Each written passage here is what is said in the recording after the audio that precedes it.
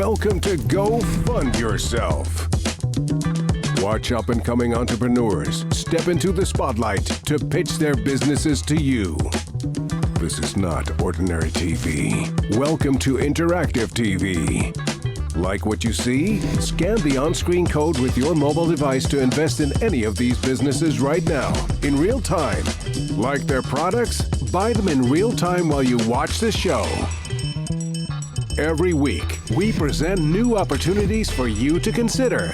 Every week, you decide whether to help make their dreams come true or tell them to go fund yourself. Now, meet the Titans, accomplished business leaders, visionaries, and experts ready to challenge every claim and every pitch as you analyze these opportunities. Introducing Rory Kataya.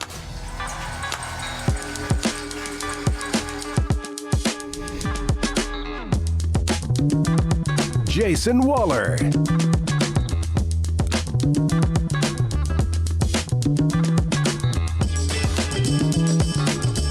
And David Meltzer. This isn't just entertainment. This is opportunity. And you are in control. This is Go Fund Yourself. Joining the Titans now is former NBA player Joe Wallace. Up first to meet the Titans is Eli Farhood from Katsh ID. I'm Eli Farhood, founder of Katsh Digital ID. Katsh is an identity access solution that eliminates friction and vulnerabilities from businesses and consumers' workflow by replacing passwords and two-factor authentication with just a hand scan on any smart device. Welcome to Go Fund Yourself. Hello, Titans. Thank you for having me. Every 22 seconds, someone in this country falls victim to fraud. 10 years ago, I was among them. When my team and I were researching why this was happening, we uncovered that actually it's frequent and hundreds of millions of people fall victim to fraud annually on a global scale. Now, why we're here and why this is happening? Let's go over the facts. Data breaches are more common than ever. Back in the days, we used to get a data breach once every year. Now we get them once every other week. And who's getting breached? These are not small mom and pop businesses. Microsoft, trillion-dollar companies, AT&T, Telecom. We've heard about the Chinese hack recently. Even the FBI is getting hacked. And so that explains why we have 80% of global fraud is based on stolen ID credential. And that tells you that credentials are the problem. So we thought of Katsh, what if we can eliminate those credentials? We can solve 80% of the problem. And that's exactly what we did. Katsh eliminate identity friction and vulnerabilities from businesses and consumers' workflow. And we do that by replacing passwords and two-factor authentication with a simple and secure hand scan on any smart device. And how is that different from the other forms of authentication, biometric authentication, whether it's fingerprint, whether it's retina scans, face scans that are already out? How is this different? So all these technologies are device dependent, so the convenience disappears once you step out of the device. At Katsh, we decided that we want to provide convenience anywhere. And by that, we can eliminate credentials, which are the risk and which are what hackers are looking for. And so all you have to do is just scan your hand on any device. It's a device agnostic solution that works on any device that has a camera, basically. Is there a reason that that's better than having that camera scan your retina? Retinas are very privacy invasive.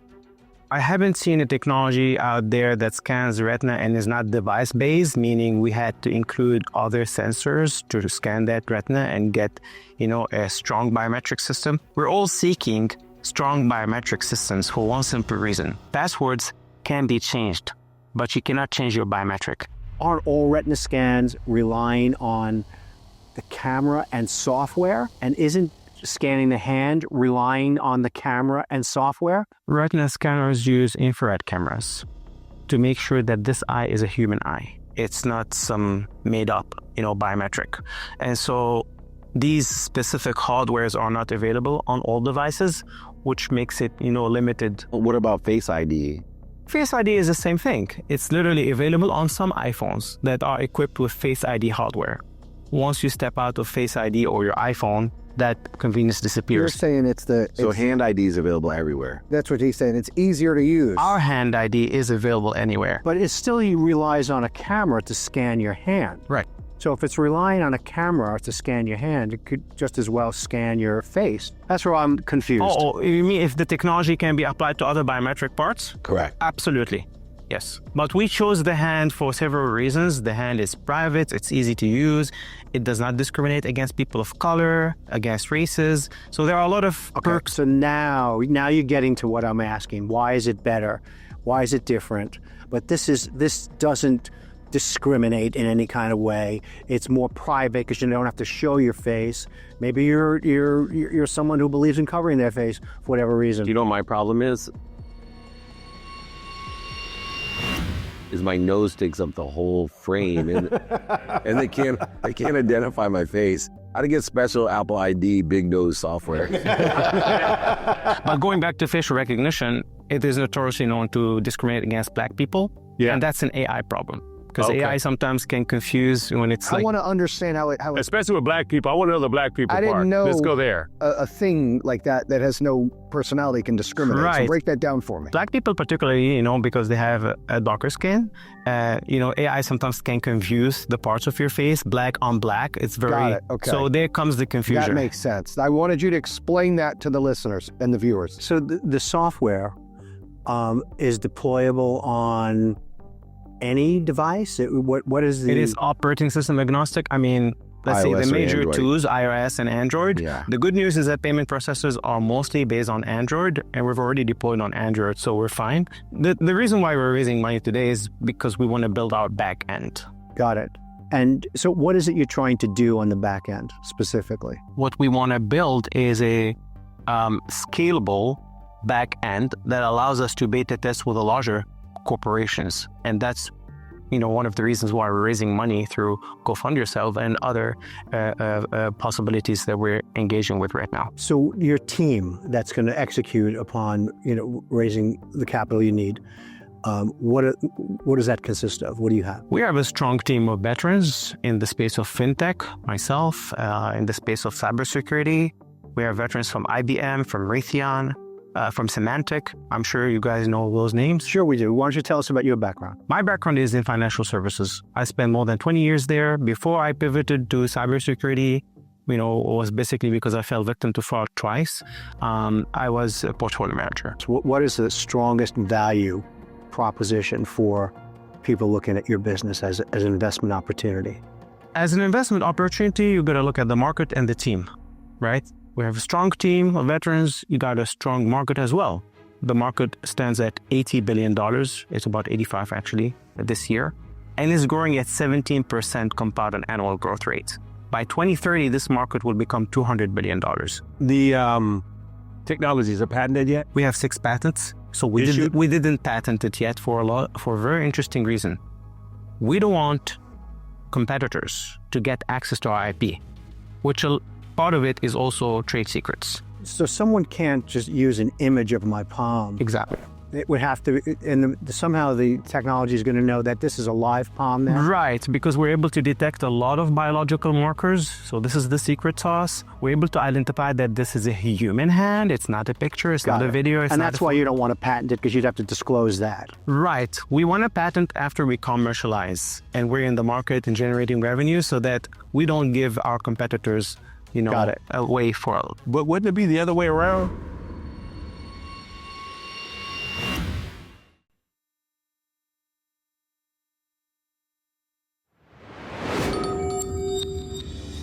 But wouldn't it be the other way around? Would you really want to go to market, open up Pandora's box, and then patent? Is that I think he's doing it right, Joe. really? Yeah. Because I've been down this road multiple times and different things that we've done. And Brought it to market first? when the Patent and Trademark Office is looking at this, You need to ensure that you've actually used it in commerce in order to protect it. Okay. And if you are still developing and someone else reads your patent and they know how to do it and they get it out faster, you're toast. And you're stuck. Yeah. Yeah. What about using this with like blockchain? That's the next frontier, because today we see a lot of wallets being compromised, people losing their Bitcoins or some other coins or some digital assets that they have on their wallet. And the reason why this is happening is because it's tied to that device, it's tied to your password, it's tied to your one-time code. If I'm accessing the device, let's say my device is compromised, a hacker has a backdoor to the device. Now he can access your one-time code, he can get your passwords, and he can see your Bitcoins. So we want to change that as well, build our own blockchain that is based on Katch technology so that only your hand can unlock that blockchain. And this is how we can protect you. Dave? Is there still a threat on the back end beyond passwords and biometric security? When they're hacking into these things, I don't know enough about cybersecurity, but there's a database, people can still be hacked. The biggest threat here is intercepting the funnel of communication when that information travels between your device and the network. And we created actually part of this IP. There are 2 patents, part of the IP that protects against that, because we created our own security funnel that is extremely, extremely costly to hack. All right, good job. Thank you very much. Appreciate it. I'm really excited. You know, they ask me very interesting questions. They want to know about the business, about the team, about the, like, how can investors capitalize? The blockchain thing is a huge play for them. I think that that's a unique opportunity for folks that are into crypto and blockchain to look at his product. He's got something here that with funding, he could really make a dent in this space. I think he could do really well. What do you think, pal? I really like the answer about the pre-funnel because it showed where he must be beyond where everyone else is. Yeah. I think first to market's key to this one. Yeah. I know for me, the use case would be to consolidate all my passwords into my palm, which if you could do that would make it a very... Well, I think that's the whole idea behind it. then that would be tremendous. Yeah, I agree. Honestly, so Yeah. I think he's got something. Okay, great. Up next, from FreedomChat is Tanner Haas. I think Go Fund Yourself is an awesome idea. I think it really democratizes the fundraising process, not only for the entrepreneur looking to raise, but the individual at home or aspiring entrepreneur that wants to partake in the growth of a startup. Hi, Titans. My name is Tanner Haas. I'm a 3-time author, 4-time founder, and the CEO of FreedomChat. FreedomChat is a private social messenger that allows you to message who you want and subscribe to the channels you want in complete and total privacy. With end-to-end encryption, no storage of messages on our servers, and no commercial use of user data, you can be sure that every message, image, or video cannot be read, seen, or heard by anyone other than the intended recipient. That just sounds like, why didn't any of the other platforms do that already? That's just crazy. Isn't that what everybody really wants? And you seem to have it here. Why? How is it that you came up with this? I'm really eager to hear more. Go ahead. Consumers care more about privacy and data security than ever before. And freedom, not just in the US, is ubiquitous. They want it in Taiwan. They want it all over the world. It's not just an American thing. The second piece, why is nobody else doing this? Well, we don't store messages on our servers. That's a cost-effective business model for us because we avoid cloud storage costs. If you look at any other messaging app, any other company, probably their highest expense is going to be their tech expense. It's their cloud storage. FreedomChat, we don't store anything on our servers. So as soon as a message, image, video, anything is successfully delivered, it's removed from our servers and only kept on the user's device. That for Facebook or WhatsApp, owned by Facebook, Telegram, any other company, they have an immense amount of consumer data. We don't have any commercial use of user data. So it's an entirely different business model, entirely different architecture, and honestly, our values are entirely different. So that's the first part. Why is nobody else doing this? They would have to... Wait, if I hear you correctly, then the reason is you're the only one that cares more about the consumer than making money off of the consumer. Because the reason no one's done this is everybody makes money off of the data. The data. Data is the new oil. So it's a different business model. Our business model, we have a pay for privacy business model. We're going to have a white label B2B type product, and then also license out our encryption. So it's a fundamentally different business model. And then on the social side, so we didn't just create a private messaging app, we took it a step farther and created a new private form of social media. Consumers, 79%, are concerned about their privacy on social media. 90% disapprove of selling user data. So if I subscribe to somebody's channel, he posts, I go, I click on it, I can react with any emoji. He can send images, videos, GIFs. Do other subscribers to that channel see your reactions? They'll see the total reaction. So They don't see the individual person. they don't see exactly. Oh, he got 10 thumbs up. They don't see me. They don't see anything. And when later this year, we're going to have the ability to reply, and we're going to have that can be anonymous. If you want to give your full name, you give your full So Taylor, name. how do you guys make money? Because the money's in the data, and these other platforms, messenger platforms, social media platforms, they make all their money on advertising and selling people's data. How are you guys going to make money? First off, our margins are going to be gross margins near 84%.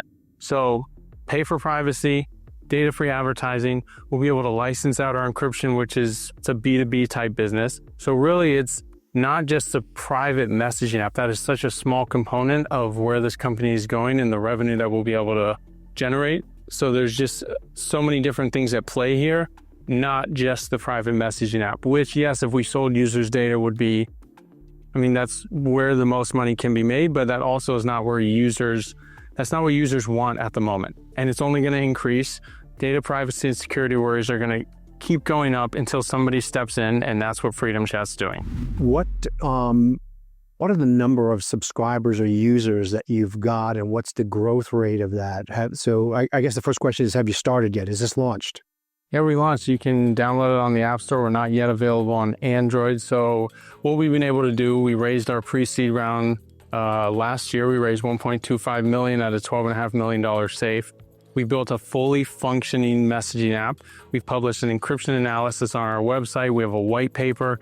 You can edit, unsend, send GIFs, self-destruct, prevent screenshots. So we built a fully functional product. We already have 15,000 downloads on iOS alone. It seems like you're charging right out of the gate, right? People are subscribing for this? They have a free trial. So that's what I wanted to ask. Yeah. Is there a free trial? Okay, so tell me about the free trial. What do you get and what's different from the paid tiers? So people can send up to 150 messages, and we're experimenting with that. We don't want to lose users. That's the main focus. But after 150 messages are sent, then we'll think, okay, this is a real user. They like it. They are willing to pay. Should we ask them to pay? So then a pop-up appears, seamless pop-up, and then they upgrade their account. They have access to every feature. Once they subscribe or once their free tier is up, they pay and they have unlimited usage. And that will be right now it's $295. That's our introductory pricing. A month or a year? A month. And then a year is $26.95, but we are going to increase that to $495 a month and then $39.95 a year. So just those figures alone. So I was talking about our business model. If we get 10 million paying users, and you think of the messaging app market, it's going to have over 5 billion users by 2030. If we get 10 million paying users at $5 a month, $50 million a month, over $500 million in annual recurring revenue, that's just for the pay for privacy side. We're not talking about our encryption. We're not talking about our white label business. And we're also not talking about the data-free advertising, which, I mean, this will perform incredibly well because if somebody's subscribed to a specific channel, the hunting channel, okay, you can reasonably assume that they would be interested in guns, they would be interested in camo, they would be interested in black coffee. So there are so many things to this business. Really, just looking at the pay for privacy doesn't do it justice. What is the conversion rate? Right now it's around 7%, which is not as high as I would like it to be, but considering I don't think we've reached full feature parity, meaning once we had voice and video calls, once we make it a little faster, update our app architecture, I mean, I'm expecting that to be a much, much higher conversion rate. I think that is an incredible start to have it at 7.5% right now based on what we've done. And you look who we're competing against, some of the most funded companies in the world. What we've been able to do, build the product we've been able to build in the time frame we've been able to do it, I'm just incredibly pleased with our progress, but we really are just getting started. What are the competitive threats that you're concerned about? What happens if WhatsApp tomorrow decides we're not going to store information anymore? What's keeping you up at night?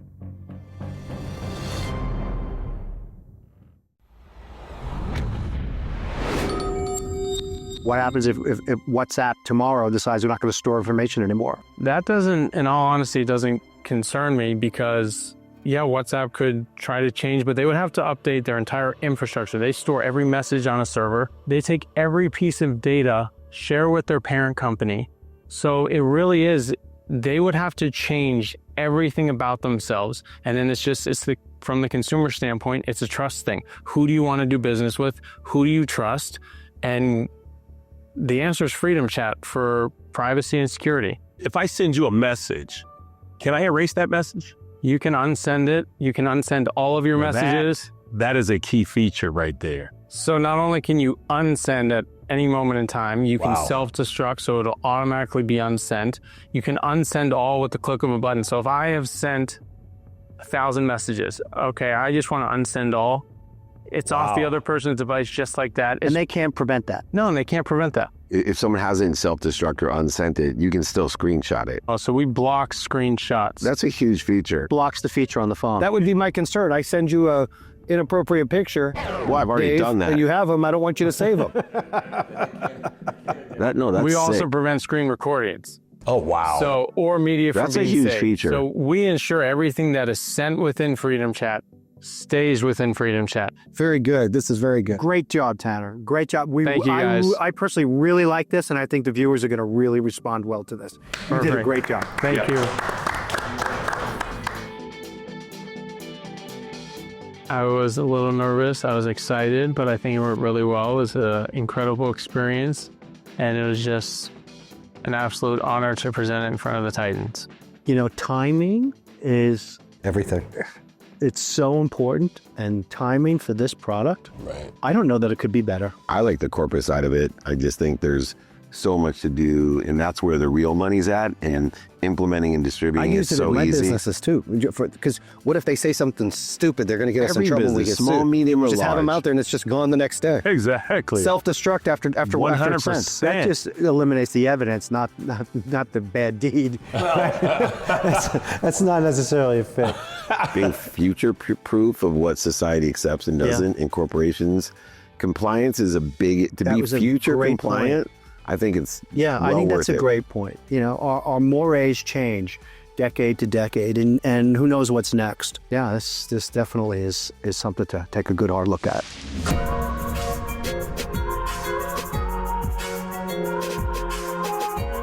Yes, I'm worried about my online presence all the time, especially with my credit card and all my information. Yeah, like every time I put it in, I think about it. I take personal privacy pretty important. I'm very cautious. I do. I shop online pretty often. I would feel a little bit more secure if I'm scanning my hand opposed to just putting in a credit card number. Yeah. Oh, yeah. That makes sense. Right. That makes sense. Secure. I do send text messages a lot. Definitely have sent a couple of texts I didn't want out there. I would totally delete a lot of the stuff that I've said. If you thought this company was as powerful as I did, you want to get more information and tap on the screen to invest or just explore all the different opportunities.